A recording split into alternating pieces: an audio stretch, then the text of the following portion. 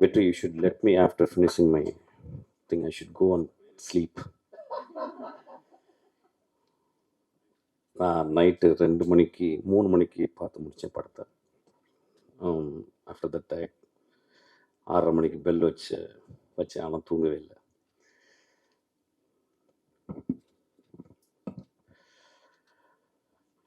இரண்டாம் உலகப் போரில் பிரான்ஸில் நாஜி படைகள் வந்து ஆக்கிரமிச்சிருந்துச்சு. அப்போ ஒரு நாசி ஆஃபீஸர், ஜெர்மன் ஆஃபீஸர், அவர் வந்து பிகாசோனுடைய வீட்டுக்கு போகிறாரு. அந்த வீட்டில் அப்போ தான் வரைஞ்சி முடிச்சிருந்த ஒரு பெரிய பெயிண்டிங். அந்த பெயிண்டிங் பேர் குவர்னிகா. அதை அந்த நாசி ஆஃபீஸர் பார்த்துட்டு, இவ்வளவு மோசமான பெயிண்டிங்கை நீங்களா வரைஞ்சிங்க அப்படின்னு பிகாசோ அவர் கேட்குறாரு. பிகாசோ சொல்கிறாரு, இல்லை நீங்கள் தான் வரைஞ்சிங்க அப்படின்னாரு. குவர்னிகா போரை, போரின் இழிவை, போரின் தேவையற்ற தன்மையை உலகத்தில் குவர்னிகா மாதிரி இது வரைக்கும் எந்த ஒரு கலைப்படைப்பும் விமர்சனம் செய்யவில்லை.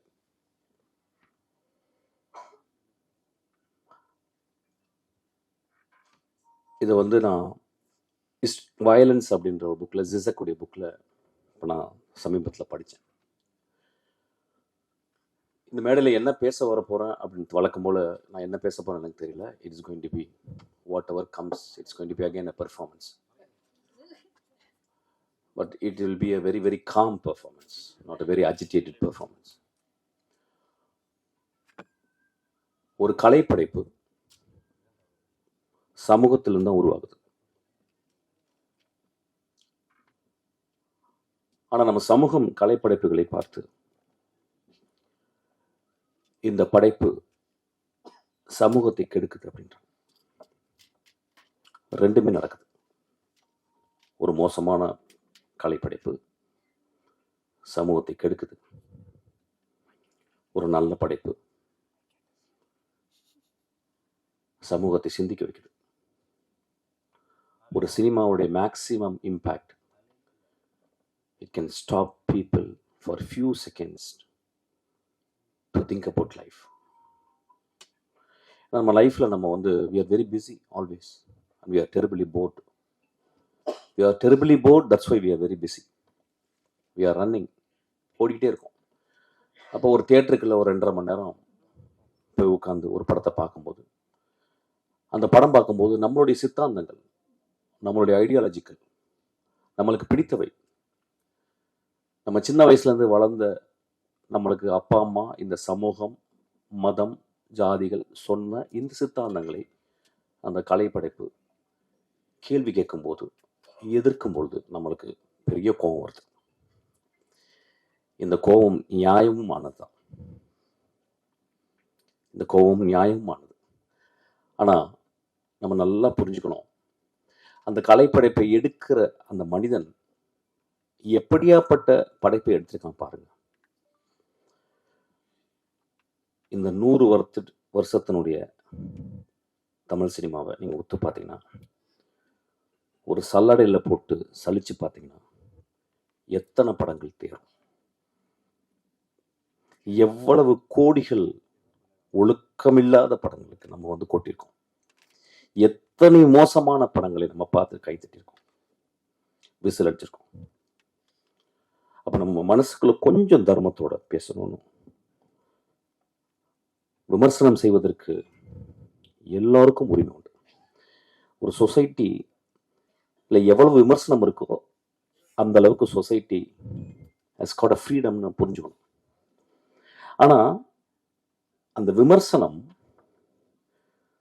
ரொம்ப ஷார்ப்பாக இருக்கலாம், கிள்ளலாம், சின்ன பின்ல குத்தலாம், ஒரு சின்ன துளி ரத்தமும் வரலாம். ஆனால் அந்த விமர்சனம் கழுத்தை துண்டிக்கக்கூடாது. அதுவும் ஒரு கலைஞனுடைய கழுத்தை துண்டிக்கக்கூடாது. இந்த படத்தை பற்றி நிறைய விமர்சனங்கள்,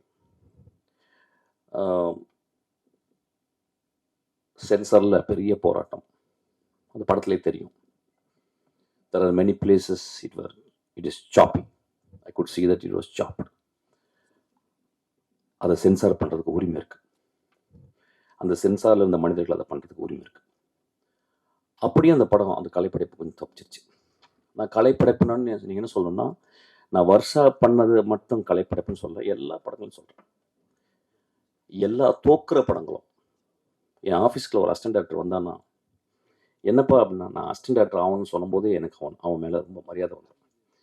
ஏன் 2000-3000 தொழில் இருக்கும்போது ஒரு இளைஞன் நான் சமூகத்திற்கு கதை சொல்லணும் வரானே, அவன் எவ்வளோ பெரிய கலைஞன். அவனுக்கு சொல்ல தெரியுதோ இல்லையோ, அவனுக்கு சொல்ல வருதோ இல்லையோ, அவனால் சொல்ல முடிஞ்சதோ இல்லையோ, 30 வருடங்கள் ரோட்டிலே இந்த தெருவுகளில் வேஸ்ட் பண்ண, இந்த டீக்கடையில் வேஸ்ட் பண்ண அசிஸ்டன்ட் டைரக்டர் எனக்கு தெரியும். என்னை விட வெற்றிமாறனோட அறிவான, ஆழ்ந்த சிந்தனை உள்ள, அன்பினால் உருவாக்கப்பட்ட அவ்வளவு மேன்மையான அசிஸ்டன்ட் டைரக்டர்கள் இந்த ரோடுகள் சாவடித்திருக்கு. அப்போ ஒரு படத்தை நம்ம பார்க்க போகிறோம். இந்த படத்தை எழுதின இந்த குழந்தை ரொம்ப நாளைக்கு முந்தைய ஒரு கூட்டம் தான் வெற்றி. எனக்கு அந்த குழந்தைய முத சேரும்போது அப்போ எத்தனை கூட்டு, இப்பயும் வளரல, இவ்வளோதான் வந்திருக்கா. அப்போ வரும்போது நான் பார்த்தேன் அந்த பொண்ணு. எப்பயுமே பொண்ணுங்க சினிமாவுக்கு வரும்போது அவ்வளோ சந்தோஷமா இருக்கும். ஏன்னா ஆண்களால் அழுத்தப்பட்ட மோஸ்ட் மேல் செவனிஸ்டிக் ஏஜென்சி அப்படின்னா ஐ வுட் கால் சினிமா. அப்போ அதில் ஒரு பெண் வர்றான். ஒரு பூ முட்கள் கூட நடந்து வருது. அப்போ நான் அந்த பொண்ணை பார்த்து, இந்த பொண்ணு நல்லா பிரைட்டாக இருக்கான் வெற்றி அப்படின்னு 2-3 புத்தகம் கொடுத்தேன். அதை வெற்றி நேற்று எனக்கு சொன்னான். இந்த படத்தை பார்க்க போகிறீங்க. இந்த படத்தை 50% பிடிக்க போகுது, 50% பிடிக்காமல் இருக்க போகுது. இதுதான் ஒரு திரைப்படம் செய்ய வேண்டிய வேலை. ஒரு திரைப்படத்தை 100% நல்லா இருக்குன்னு சொல்லிட்டா அந்த படத்தில் உண்மை இல்லைன்னு அர்த்தம். ஒரு படத்தில் 100% நல்லா இல்லைன்னா அது கலைப்படைப்பு சரியாக எடுக்கப்படவில்லை என்ற அர்த்தம். ஒரு படம் 50 விழுக்காடு நல்லா இருக்குன்னு சொன்னாலும் 50 விழுக்காடு நல்லா இல்லைன்னு சொல்லணும், அது நல்ல கலைப்படைப்புன்னு நான் புரிஞ்சுக்கிறேன். ஒருவேளை இந்த படம் அந்த 50 விழுக்காடு நல்லா இருக்குன்னு சொன்னவங்கள மனசுக்குள்ளே வச்சுட்டு 25 விழுக்காடு மட்டும் நல்லா இருக்குன்னு சொல்லலாம். ஸோ 75 விழுக்காடு இந்த படத்தை நிராகரிக்கலாம். ஆனால் அந்த படத்தினுடைய நியாயத்தை நீங்கள் பார்க்கணும். இந்த படத்தை நேற்று இரவு நாங்கள் ஒரு 6 பேர் பார்த்தோம், 5 பேர் பார்த்தோம். அந்த படத்தை பார்த்து முடிச்ச உடனே லைட் போட்டு வெற்றி எனக்காக வெயிட் பண்ணிகிட்டே இருந்தான். அப்புறம் தூங்கிட்டான். வெற்றி என்னை மாதிரி தூங்காதவங்க கிடையாது, கரெக்டாக தூங்கிடுவான். ஆனால் அதுக்கப்புறம் நான் ஒரு 3 மணிக்கு ஒரு 2:30 மணிக்கு எழுப்பி பேசினேன். அப்போ அந்த படம் முடிஞ்ச பிறகு என் அசிஸ்டன்ட் டைரக்டர் வந்து ஒரு நீண்ட விவாதம் பண்ணாங்க. அந்த விவாதத்தில் வந்து இரு அணியாக மாதிரி எனக்கு பிடிக்கல சார், எனக்கு பிடிச்சது சார் அப்படின்னு ஒரு பெரிய விவாதம் வந்துச்சு. நான் டைரக்டராக அந்த பசங்க பேசுகிறத கேட்டுகிட்டே இருந்தேன். 4 பேர் ரொம்ப உக்கிரமாக பேசினாங்க. அதில் அவங்களுக்குள்ள சண்டையெல்லாம் வந்துச்சு. அதில் 5ஆவதாக ஒரு அசிஸ்டன்ட் டைரக்டர் ரொம்ப அமைதியாக உட்கார்ந்துருந்தாங்க. அவ்வளோ ஒரு பெண். அப்போ நான் சொன்னேன், நில்லுங்கடா, நம்ம எல்லாம் ஆம்பளைங்களே பேசிக்கிருக்கோம் ஒரு படத்தை பார்த்து. இது பெண் வாழ்க்கையை பற்றி, பெண்ணுடைய அந்தரங்கங்களை பற்றி, பெண்ணுடைய ஆசையை பற்றி எடுத்திருக்கா. ஆம்பளைங்களுக்கு புரியாதரா, அந்த பெண்கிட்ட கேட்கலாம் அப்படின்னு. அந்த பெண் சொன்னா, எனக்கு பிடிச்சிருக்கு சார்.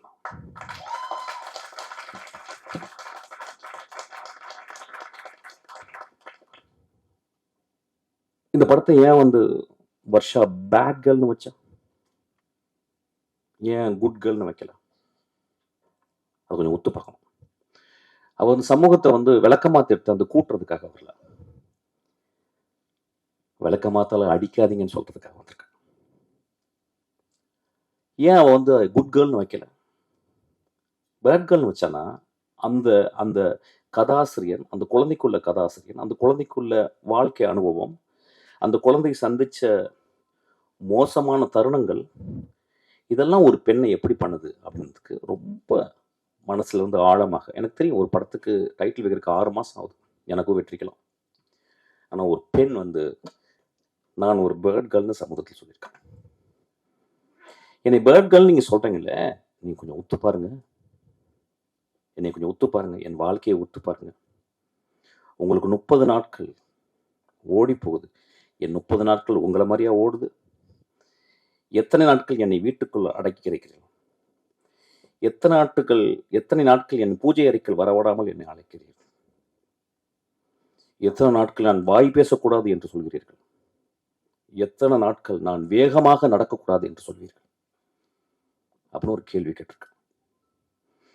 இந்த கேள்வி ஒரு பெரிய கலைப்படைப்பின் அல்லது ஒரு பெரிய தர்மத்தில் இருந்து எழுந்த கேள்வி அல்ல. ரொம்ப சிம்பிளான கேள்வி, ரொம்ப எளிமையான கேள்வி. எனக்கு நல்லா ஞாபகம் இருக்கு, 17 வயசு, ரொம்ப கஷ்டப்பட்டு என் ஃப்ரெண்ட்ஸ்கிட்ட வந்து 3 சரோஜதேவி புக், செக்ஸ் புக் வாங்கிட்டு வந்தேன். ரொம்ப கஷ்டம், அது கிடைக்கிறது ரொம்ப கஷ்டம். அது பெரிய அண்ணாங்கள்லாம் சொல்லி அப்படி இப்படி, ஏன்னா ஒரு புக்கு படிக்கணும்னா 3 புக் வாங்கிட்டு வந்து அதை வந்து ஒழிச்சு வச்சு கிட்டத்தட்ட 1 மாதம் எங்கள் அம்மா என் வீட்டை விட்டு வெளியே போகிறதுக்கு வெயிட் பண்ணிகிட்டே இருக்கேன். எங்கள் அம்மா மார்க்கெட் போயிட்டு வருவாங்க, ஆனால் அது எடுக்க போகும், ஆனால் பயம் இருக்கும். ஒரு வேகமாக அந்த படங்களை மட்டும் பார்க்குறது, பிளாக் அண்ட் ஒயிட் படங்களை. அதை பார்த்துட்டு வந்து அம்மா வந்துருவாங்களோன்ற பயத்தை நான் வந்து திரும்பி ஒழிச்சு வச்சுருவேன். ஒரு நாள் எங்கள் அம்மா, நான் வரக்கு ஒரு 2 ஹவர் ஆகும்டா, நான் மார்க்கெட்டுக்கு போயிட்டு ஒருத்தங்க பார்த்துட்டு வரேன்டான்னு சொன்னாங்க. எங்கள் அம்மா பொண்ணு கதவை சாத்திட்டு அந்த 3 புத்தகங்களையும் படித்துக்கிருக்கேன். செக்ஸ் புக் படிக்கிறேன். 17 வயசு பையனுடைய கேள்வி, 17 வயசு பையனுடைய காமம், 17 வயசு பையனுடைய வாழ்க்கையை புரிந்து கொள்ள வேண்டும் என்ற ஒரு 17 வயசு பையனுடைய கீழ்மைன்னு சொல்லலாம். அப்போ படிச்சுக்கிட்டே இருக்கும்போது யாரோ கதவை தட்டிட்டாங்க. நான் யாருன்னு கேட்டேன். எங்கள் அம்மா. என்னன்னா, பர்ஸ்லேருந்து காசு எடுத்து போக மறந்துட்டேன். நான் உடனே அந்த புத்தகம் என்ன பண்ணுன்னு தெரில. எங்கள் வீடு பெரிய வீடு, ரொம்ப வறுமையான வீடு, சின்ன வீடு, ஒரு ரூம் தான். அப்போ ஒரு டேபிள் இருந்துச்சு, டேபிள் மேலே ஒரு டைனோரா டிவி இருந்துச்சு. அந்த டேபிளுக்கு அந்த பக்கம் கேப்பில் அந்த 3 புத்தகங்களை போட்டு விட்டேன். உடம்பெல்லாம் வேர்த்துருச்சு. எங்கள் அம்மா திறந்து பார்த்து, என்னடாச்சு? இல்லைம்மா, எனக்கு ஒரு மாதிரி ஜுரம் அடிக்கிற மாதிரி வெளியே ஓடிட்டேன். வெளியே ஓடி ஒரு 3 மணி நேரம் கிரிக்கெட் விளையாட போயிட்டேன். பக்கத்தில் உட்லண்ட்ஸ், அந்த பழைய உட்லண்ட்ஸ், அங்கே கிரிக்கெட் விளையாட போயிட்டு சாயங்காலம் ஒரு 6 மணிக்கு வரேன். வந்தால் எங்கள் அம்மா வெளியே ஏதோ கூட்டிகிட்டு இருக்காங்க. நான் உள்ளே போகிறேன். பார்த்தா எனக்கு பெரிய ஷாக்கு. அந்த 3 புத்தகம் ஏதோ கூட்டிருக்காங்க போல. உள்ளே போய் பார்த்தா அந்த 3 புத்தகம் இருக்குது. அதை எடுத்து எங்கள் அம்மா அந்த டேபிளில் வச்சு அது மேலே ஒரு சின்ன பேப்பர் வெயிட் வச்சுருந்தாங்க. எங்கள் அம்மாவை நான் பெரிய கடவுளாக பார்த்து தரணும். நண்பர்களே, இப்போ நான் ஒரு சின்ன சுச்சுவேஷனை மாற்றுறேன். அந்த 17 வயது இன்னைக்கு உங்கள் முன்னால் பேசிக்கிருக்கேன். இந்த பையன் ஒரு பெண்ணாக இருந்த என்ன இருக்கு யோசிச்சு பாருங்க. அப்போ எனக்கு ஒரு சுதந்திரம், ஒரு பெண்ணுக்கு சுதந்திரம் கொடுப்போமா? எங்கள் அம்மா அநேகமாக அவளை விளக்கமாத்தால் அடித்திருப்பாள் என்று நினைக்கிறேன். காமம் ஆண்களுக்கு மட்டும் சொந்தமா? ஏன் கடவுள் ஆண்களுக்கு குழந்தை பிறக்கக்கூடிய தகுதியை கொடுக்காமல் 10 மாதம் சுமக்கும் கற்பையை பெண்களுக்கு கொடுத்திருக்கான்? நம்மளோட ஒரு படங்கு மேலதான் அவங்க. நம்மளோட ஒரு படங்கு இயற்கை அவங்கள ரொம்ப மதிக்குது. நம்மளோட அவங்க வரம் பெற்றவர்கள் பெண்கள். இந்த படத்தை நான் வந்து ரொம்ப எக்ஸ்ட்ராடினரியான படைப்புன்னு திருப்பி சொல்ல மாட்டேன். There are great moments in there. First off வந்து நீங்கள் பார்த்தீங்கன்னா இந்த படத்தினுடைய பிளானை பாருங்கள். ஒரு சின்ன குழந்தை, அந்த குழந்தை ஆனால் 3 பருவத்தை சொல்வதற்காக 3 கேமராமேனை தேர்ந்தெடுத்திருக்கான். அவ எவ்வளோ பெரிய ஒருத்தி, அதுக்காக ஒரு கிளாப் அடிப்பாங்க. அவ எவ்வளோ சீரியஸாக இயங்குறா பாருங்க. She would have very easily asked for some great cameraman like P.C. Sriram or somebody else. They would have come for grassroots. They would have readily accepted even for a peanut of money. அவ ஏன் 3 எனக்கு 3 வேற வேற பெர்ஸ்பெக்டிவ்ல பண்ணணும். C, இந்த உலகமே perspective கிடைக்க மாட்டேங்குது இந்த உலகத்துக்கு. அப்போ பாருங்க, அவ இன்னும் 30-40 வருடம் ஒரு மிகச்சிறந்த இந்தியாவின் மிகச்சிறந்த டைரக்டர் ஆக போறதுக்கு இங்க விதைய ஆரம்பிக்குது. அவ 3 பெர்ஸ்பெக்டிவ்களை பார்க்கறான். அதுக்கப்புறம் தெரிஞ்ச ஒரு ஹீரோயினை யாரோ கூட்டியாந்து அது பண்ணல, யாரோ ஒரு தெரியாத ஒரு பொண்ணு இவ தேடுறான். இந்த வாழ்க்கையில வந்து வருஷம் இருக்கா அந்த படத்துல நடிச்ச அந்த கதாநாயகனுக்கும் அந்த வாழ்க்கை இருக்கு. இங்க இருக்க எல்லா பெண்களும் அந்த வாழ்க்கை இருக்கு.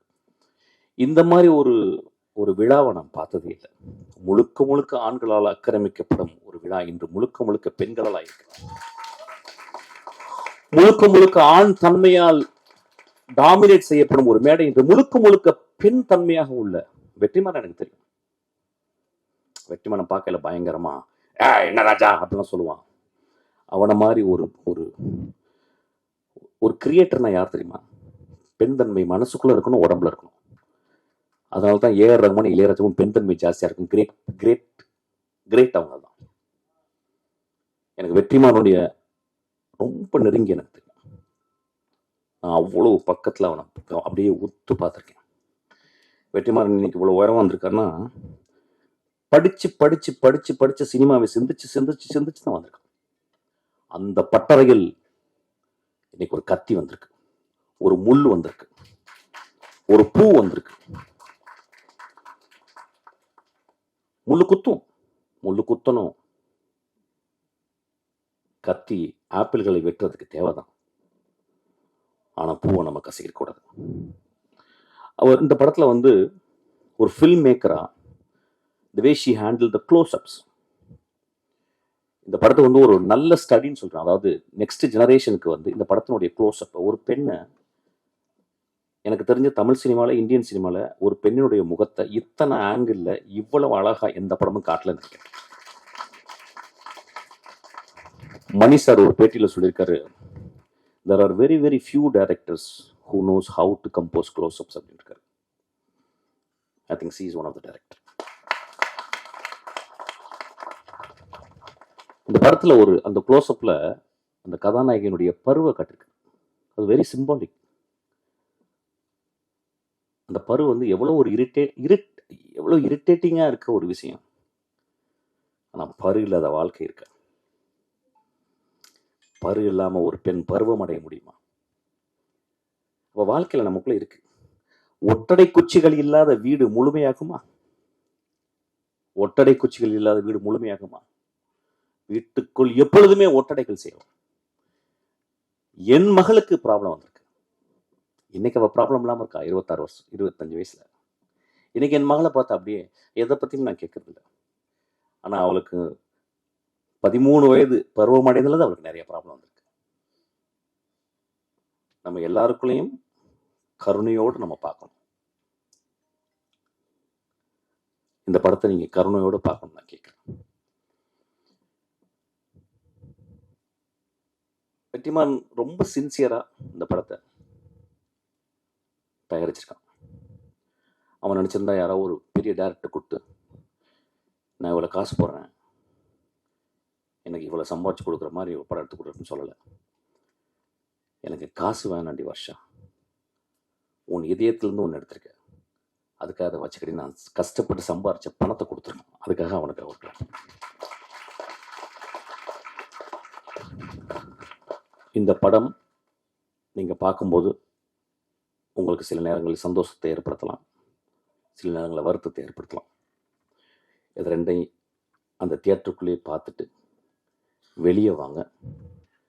கொஞ்சமாக திட்டுங்க வருஷாவை. இப்போ என்னையெல்லாம் நல்லா கெட்ட வார்த்தையில் திட்டுவாங்க. நான் ஏதாவது பேட்டி கொடுத்தேன்னா கீழே அவன் என்ன பூவா, அவன் என்ன, அதுவும் சொல்லக்கூடாது. ஆக்சுவலாக நிறைய கிட்ட எனக்கு அது ரொம்ப பிடிக்கும். எனக்கு சம்படி ஐ ஃபீல் வெரி ஆர்கசமிக்காக எனக்கு நான் ஃபீல் பண்ணுவேன். வெரி மேசோகிஸ்டிக் நான் ஆக்சுவலாக. அந்த குழந்தைய எடுத்துட்டாங்க. அந்த குழந்தை ஒரு பெரிய வைரம். ஒருவேளை தமிழில் இந்தியாவில் முதல் ஆஸ்காரவை வாங்கலாம்.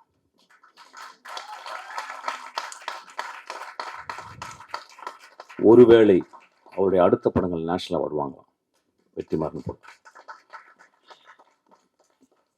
அவன் ஏன் இந்த படத்தை சொல்லலாம்னு நீங்கள் பார்க்கணும். ஏன் சொல்கிறான் அவன்? ஏன் வந்து சார் ஓப்பன் பண்ணால் ஒருத்தர் வரீங்க சார், அப்படியே ஆடுறீங்க சார், விசில் அடிக்கிறீங்க சார், 2 பொண்ணு உங்களை லவ் பண்ணுது சார், ஒரு அம்மா சென்டிமெண்ட் சார், அதுக்கப்புறம் மிஷ்கின் சார் படத்துலேருந்து வர மாதிரி ஒரு குத்துப்பாட்டு சார், அதுக்கப்புறம் வந்து ஒரு ஒரு 300 பேர் அடிக்கிறீங்க சார், அப்புறம் சார் அப்புறம் எதுக்கு பார்த்தீங்கன்னே தெரியாமல் நீ வெளியே போயிடணும் சார் சொரிஞ்சுக்கிட்டே. இப்படி கதை பண்ணலை. அவள் என்ன பண்ணுறான், என்ன முதல் கதை இருக்குல்ல, முதல் கதை வந்து முதல் குழந்தை மாதிரி. அது சில நேரம் மோஸ்ட் ஆஃப் த டைம் சவள குழந்தைங்கள தான் வரும். ஆனால் அந்த குழந்தைய ரொம்ப பத்திரமா, முதல் குழந்தை எந்த குழந்தை பெக்கணும்னு எடுத்து பெற்றிருக்கான் அந்த தாய். அதை பட ரிஸ்க் தான். அவ தான் பெருந்தாய். ஏன்னா அவ சமூகத்தை ஏமாத்த வரல. சமூகத்தில் அப்படி சுரண்டி கொடுத்து, அப்படி வருடி கொடுத்து, அப்படியே எண்ணெயை வந்து அப்படியே இறகுல தொட்டு வருடி கொடுத்து நான் படத்தை ஹிட் பண்ணி, நான் அடுத்தது வந்து இதில் 25 லட்சம், அதில் 40 லட்சம், அடுத்தது 2 கோடி ரூபாய் போகணும் அப்படின்னு அவள் என்ன இல்லை. அவள் தன்னை சுருக்கி கொண்டு ஒரு நத்தை போல் சுருங்கி தன் வாழ்க்கையை முதல் நாள்ல இருந்து 32 வயசு வரைக்கும் என்ன நடந்துச்சு அப்படின்றத ஒரு கேமரா வச்சு எடுத்திருக்கா. அதை அந்த எடிட்டர் அம்மா கட் பண்ணி 1 hour 55 நிமிஷம் கொடுத்துருக்காங்க. It was her own life, R it was her own dearest friends life. அதை நம்ம ரெஸ்பெக்ட் பண்ணணும், அதை நம்ம புரிஞ்சுக்கணும். நல்லா யோசிச்சு பாருங்க, எவ்வளவு மோசமான படங்கள் நம்ம பார்க்கணும். அந்த படத்தை நம்ம குழந்தைங்களை கூட்டு பார்க்க முடியுமா? நம்ம மனைவியை கூட்டு போய் பார்க்க முடியுமா? நம்மளுடைய தங்கச்சியை கூட்டு போய் பார்க்க முடியுமா? எவ்வளவு விரசமான, எவ்வளவு மோசமான இந்த படத்திலும் விரசம் இருக்கிறது. அந்த விரசத்தில் விரதம் இருக்கிறது. அந்த விரசத்தில் தெய்வீகத்தன்மை இருக்கிறது. ஒரு குழந்தையினுடைய படத்தை நீங்க பாருங்க. இது ரொம்ப முக்கியமான படம் நான் சொல்ல மாட்டேன். ஆனா நிறைய சாக்கடைகள் படங்கள் எடுக்கிற இடத்துல இது ஒரு சந்தன கட்டை.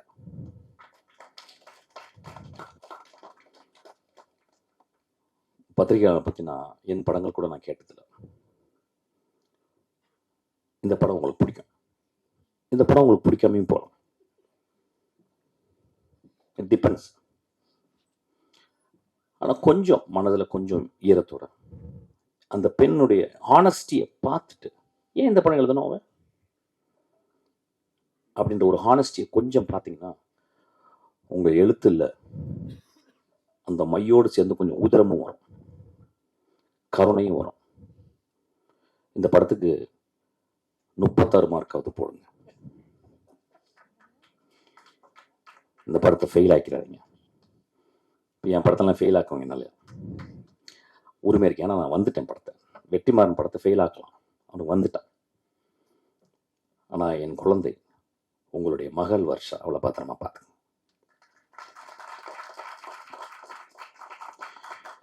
தேங்க்யூ. ரொம்ப அமைதியாக பேசிட்டேன்ல. ஓகே, அடுத்து நான் ஒரு ரிக்வெஸ்ட். இதுதான் கான்ட்ரவர்சி. இது வெற்றிக்கு ரொம்ப நாளாக வாடிவாசல் வரணும் வரணும் வரணும்னு எதிர்பார்க்கிற ஒரு ஆடியன்ஸ்ல நான் ஒருத்தன். ஏன்னா கிட்டத்தட்ட 60 வருடங்கள் தமிழில் இலக்கியம் என்று கருதப்படுகிற ஒரு பொன்னியின் செல்வனுக்கு 60 வருஷத்துக்கு அப்புறம், 65 வருஷத்துக்கு அப்புறம் மணிரத்னம் சார் அதுக்கு வந்து உயிர் கொடுத்தார். உயிர் கொடுத்தாருன்னா அது ஒரு வேற வெர்ஷன் ஆஃப் ஒரு மீடியத்தில் கொண்டு வந்து அது ஒரு எக்ஸ்ட்ராடனரி விஷுவலாக ப்ரெசென்ட் பண்ணார். அந்த மாதிரி 60 வருஷமா என்று தமிழில் கருதப்படுகிற ஒரு கிளாசிக் என்று கருதப்படுகிற ஒரு வாடிவாசல், அதை எடுக்கக்கூடிய ஆப்பர்ச்சுனிட்டி வெற்றிமாறனுக்கும் சூர்யாவுக்கும் தானுசாருக்கும் வந்துச்சு. எனக்கு வெற்றிமாறனை பற்றி தெரியும். கடும் உழைப்பன்னு சொல்ல மாட்டேன், பெரும் உழைப்பாளி. கிட்டத்தட்ட ஒரு மேட்னஸ் உடைய உச்சத்தை போயிட்டு அப்படியே தொட்டு தொட்டு நக்கிட்டே வர ஒரு பெரிய படைப்பாளி.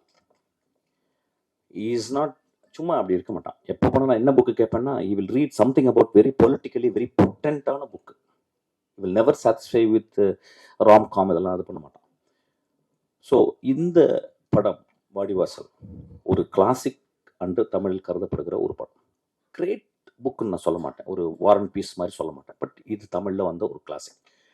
இந்த வாய்ப்பு இது வந்து வெற்றி கிடைச்சது வந்து நான் ரொம்ப ரொம்ப சந்தோஷப்படுறேன். அப்புறம் இந்த படத்தை வந்து சூர்யா பண்ணும்போது ஒரு பெரும் அழகன் அவன் சூர்யா.